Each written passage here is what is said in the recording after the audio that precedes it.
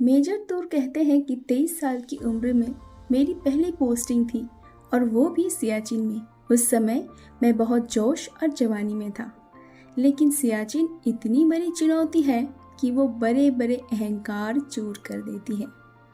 जब आप सियाचिन पहुंचते हो तब आपको एहसास होता है कि यहाँ प्रकृति आपके विरुद्ध है, और ये बहुत गंभीर बात है, क्योंकि दुश्मन आपको कुछ समय की राहत दे भी दे, लेकिन प्रकृति से आपका संघर्ष 24 यानी 7 दिन चलता है।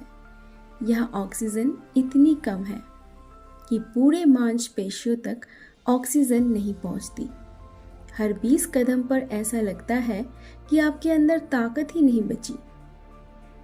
लो एयर प्रेशर के कारण लंग्स के अंदर पानी भरने लगता है, जिसे हाई एल्टीट्यूड पल्मोनरी एडिमा यानी हेप कहते हैं। लंग्स को 2 गुनी मेहनत करनी पड़ती है, जिस कारण आप पूरे समय हांफते रहते हो। सियाचिन में आपको पता चलता है कि खाना पचाने के लिए भी आपको ऑक्सीजन चाहिए। जब खाना ठीक से डाइजेस्ट नहीं होता तो कुछ खाने का मन नहीं होता। शरीर को ज़रूरत है आपके पास खाने को, खाना, चॉकलेट्स वगैरह सब है, लेकिन फिर भी खाने का मन नहीं होता क्योंकि खाना ठीक से पचता नहीं। सियाचिन में आपको समझ आता है कि चैन से सोने के लिए भी और दिमाग को रिलैक्स रखने के लिए भी शरीर को भरपूर ऑक्सीजन चाहिए। कम ऑक्सीजन में ना दिमाग ठीक से सोच पाता है, ना ही रात को ठीक से नींद आती है, और ये सब केवल लो प्रेशर और लो ऑक्सीजन के कारण हो रहा है। अब सियाचिन की असली मुश्किल जानने के लिए आपको समझना होगा कि सियाचिन एक ग्लेशियर है। 3000 फीट ऊंचा, 75 किलोमीटर चौड़ा बर्फ का टुकड़ा है। आप बर्फ पर हो जिसके नीचे कोई ज़मीन नहीं है, यानी हर कदम पर खाई हो सकती है।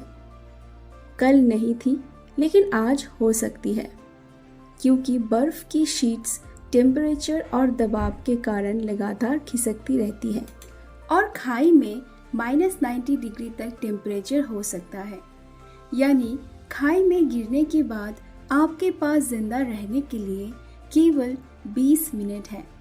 इतनी कठिनाइयों के बावजूद जब कम ऑक्सीजन में दिमाग तेज नहीं चलता, फिर भी आपको हर कदम पर जानलेवा खाई से सावधान रहना है और अटैक के लिए तैयार रहना पड़ता है। मेजर समर तूर कहते हैं, कई बार आप पतली बर्फ के चादर पर चल रहे होते हो और कुछ देर बाद आपको पता लगता है कि आप केवल किस्मत और ऊपर वाले की रहमत पर जिंदा हो। कठिनाइयाँ इतनी बड़ी है कि आपको अपनी इच्छा शक्ति के आगे जाना पड़ता है। इच्छा शक्ति के आगे जाने का क्या मतलब है? मेजर कहते हैं कि सियाचिन में जब मुझे असहाय महसूस होता तो मैं खुद पर हंसने लगता। सैनिक मुझसे पूछते, क्या हुआ सर? मेजर कहते हैं कि आर्मी ट्रेनिंग में आप सीखते हो, जो होगा सो होकर रहेगा, लेकिन मैं डर के साथ नहीं जी सकता। खुद पर हंसने से एहसास होता कि मैं कितना छोटा हूँ और चैलेंजेस कितने बड़े और असंभव हैं। मुझे सब कुछ कंट्रोल करने की ज़रूरत नहीं है, केवल सबसे अच्छा प्रयास करना है। इससे मुझे बहुत राहत मिलती और मैं एक मोटिवेशन, एक ऊर्जा महसूस करता। मेजर टूर कहते हैं कि सबसे पहली चीज़ जो आर्मी आपको सिखाती है, एक्लामेटाइज, यानी परिस्थिति के हिसाब से खुद को तैयार करना, उसके बाद उस परिस्थिति का फ़ायदा उठाना। दोस्तों, समझने वाली बात है कि जब आप घर में हैं तब तक आपके माता पिता अधिकतर आपकी हर उचित ज़रूरत का ध्यान रखते हैं। जब तक आप घर से बाहर नहीं निकलते तब तक ऐसा लगता है कि दुनिया आपके हिसाब से चल रही है। फिर जब आप बाहर निकलते हैं तब आपको पहला झटका लगता है आपको पता चलता है कि दुनिया अपनी गति से चल रही है, कोई आपके लिए नहीं रुका, आपके लिए कोई एडजस्ट नहीं करने वाला। आपको खुद अपनी जगह बनानी है और ऐसा करने के लिए आपको दुनिया को अपनी ज़रूरत महसूस कराना है। जो नौजवान ये बात स्वीकार नहीं कर पाते वो शिकायत करते हैं। आर्मी की ट्रेनिंग आपको यही सिखाती है, आपको कठिन से कठिनतम परिस्थिति में भी वहाँ मौजूद एलिमेंट्स का उपयोग करना सिखाती है। सबसे पहले एक्सेप्टेंस। स्वीकार करने का मतलब है कि बिना जजमेंट के, बिना मन में सोचे कि ये तो अच्छा नहीं हुआ, परिस्थिति को स्वीकार कर लेना। जैसे, हाँ भाई, इस मिशन पर हमें पानी नहीं मिलेगा, 48 घंटे में केवल 2 लीटर पानी से काम चलाना पड़ेगा। जब आप किसी चीज़ को एक्सेप्ट कर लेते हो तो शिकायत करना और रिएक्ट करना अपने आप बंद हो जाता है। इसके बाद अपनी ताकत नापना और परिस्थिति से निकलने का बेस्ट प्लान बनाना। अगर हमारे पास पानी नहीं है तो दुश्मन के पास भी पानी नहीं है। ये सोचो कि वो पानी कहाँ से ला रहा है, उसके पानी के सोर्स को नष्ट कर दो। आर्मी की ट्रेनिंग आपको कठिन और जानलेवा परिस्थिति में भी मिशन और ऑब्जेक्टिव्स पर फोकस करना सिखाती है। जब इस तरह प्रेशर में भी आपका मन शांत रहता है तो आप एक शिकारी की तरह सतर्क हो जाते हो, सही मौके का इंतजार करते हो। जो कठिन परिस्थिति में मन को शांत रखकर मिशन को सामने रखता है वही सही मायनों में ऑफिसर है। दूसरी बात जो आर्मी आपको सिखाती है, जीवन को इंटेंसिटी से ही जिया जाता है। आर्मी में जानकर आपको रियलाइज होता है कि एक पल आप हो और अगले ही पल गोली चलेगी या कुछ और होगा और शायद आप नहीं होंगे। जब आपको ये एहसास होता है जीवन सच में बहुत इंटेंस है, तो फिर आप डर के नहीं जीते, जिम्मेदारी से पीछे नहीं हटते, अपने कर्म में कोई कमी नहीं रखते, तो आपके प्रयत्न में फोकस और इंटेंसिटी आ जाती है। फील्ड मार्शल सैम मैनिकशॉ कहते हैं कि इंटेंसिटी का मतलब ज़्यादा ताकत लगाना नहीं, बल्कि बिना संकोच के एक दिशा में बढ़ते जाना है। मेजर साहब कहते हैं कि आर्मी की ट्रेनिंग आपको सिखाती है कि कुछ करने में, कुछ बहुत अच्छी तरह करने में इंटेंसिटी का ही अंतर है।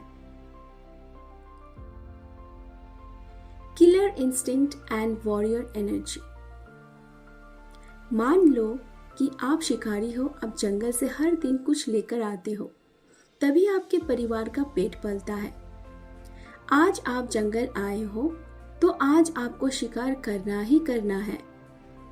कोई छुट्टी नहीं, कोई मूड खराब नहीं, कोई डाउट नहीं, कोई कठिनाई नहीं, आपको करना ही करना है। जब आप निस्संदेह होते हो तो आपका सिक्स्थ सेंस भी काम करता है।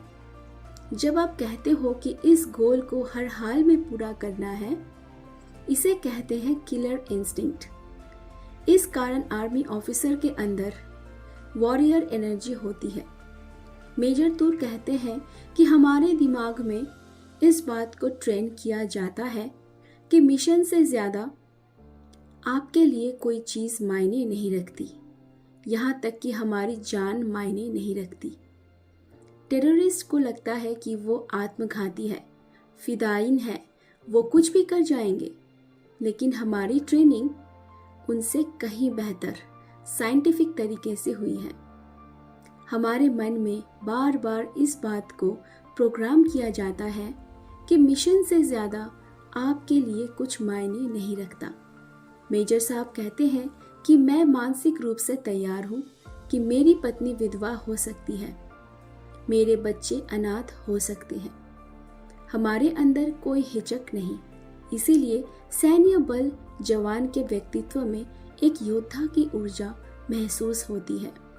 मेजर तूर साहब कहते हैं, अगर आज कोई रिटायर्ड आर्मी ऑफिसर को ड्यूटी पर दोबारा बुलाया जाए तो वो लौटने से पहले 2 बार नहीं सोचेगा, क्योंकि वो तैयारी और तत्परता हमारे जीवन में आ गई है।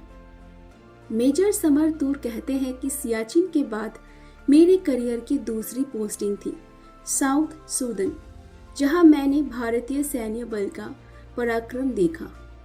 हजारों उग्रवादियों के सामने मुट्ठी भर सैनिक अपनी जगह से नहीं हिले, जबकि दूसरे देश की यूनिट अपनी चौकी छोड़ के भाग गई।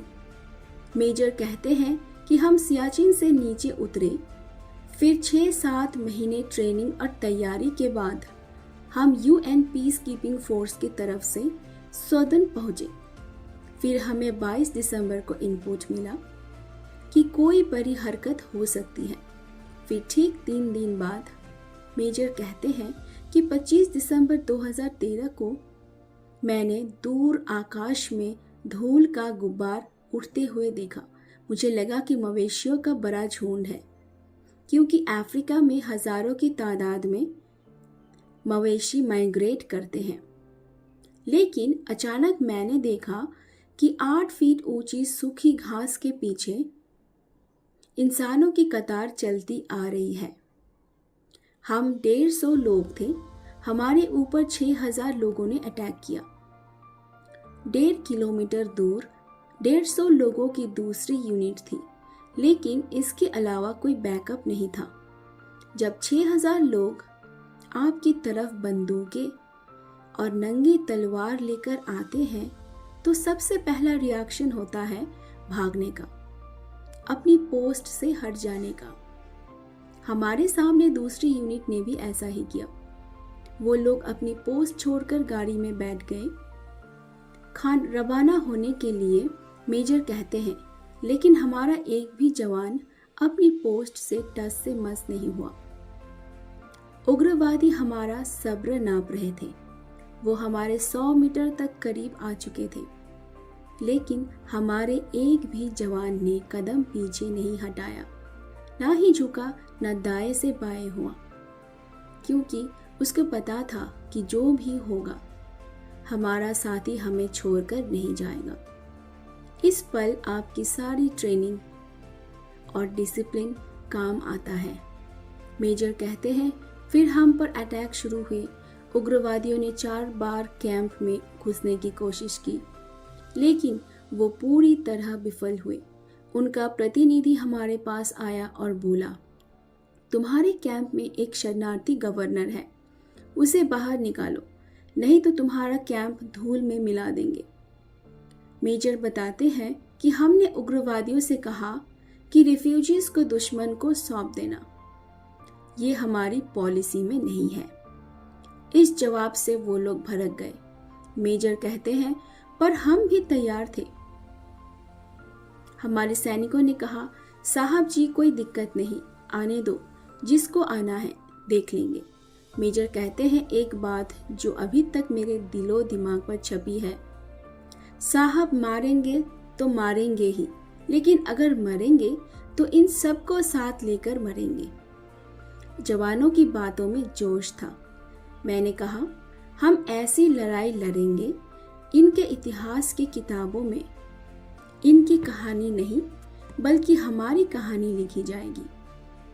मेजर साहब कहते हैं, मैंने अपने सैनिकों से कहा, सब अपने मोबाइल में घर वालों के लिए आखिरी संदेश रिकॉर्ड कर लो और अपनी जेब में रख लो, क्योंकि लोगों को पता होना चाहिए, हमारे परिवार को गर्व होना चाहिए कि हम लड़ते लड़ते मरे।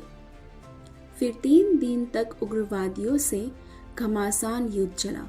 हमारे कुछ भाई वीरगति को भी प्राप्त हुए, लेकिन हमने उन आतंकवादियों के मंसूबे पूरे नहीं होने दिए और 3 दिन तक कैंप संभाले रहे।